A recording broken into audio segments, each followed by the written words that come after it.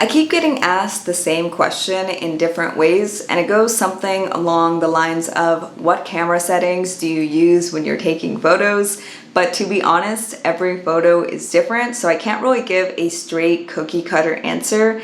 However, what I can do is tell you the rules that I live by when taking photos when it comes to my f-stop, my shutter speed, and my ISO. So that's what I'm going to do today, and hopefully it gives you some clarity as to what I do with my camera settings while I'm taking photos, and let's just get to it.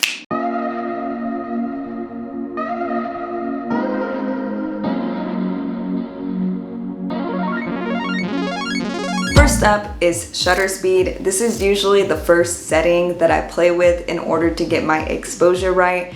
And a rule that I live by for shutter speed is that if I don't have a tripod, then my shutter speed will be double my focal length if I'm using a wide angle lens, and equal to my focal length if I'm using a lens with a focal length of 100 millimeters or more. So for example, if I'm using a 10 millimeter lens, then my shutter speed will be at least 1/20th of a second. And if I'm using a 200 millimeter lens, then my shutter speed will be at least 1/200th of a second. And the reason being is I don't want my shutter speed to be too slow, because that risks getting blurry photos from camera movement, especially when I don't have a tripod.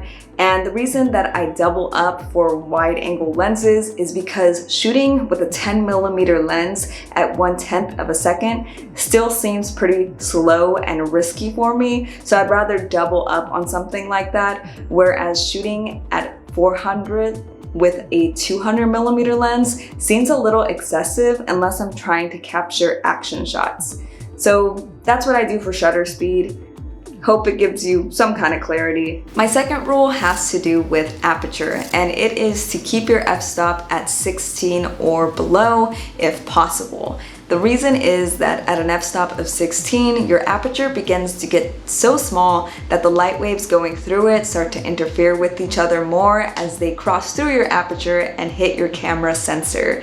And the best way that I can describe this is to have you imagine a super wide doorway and that you're throwing a bunch of basketballs through it.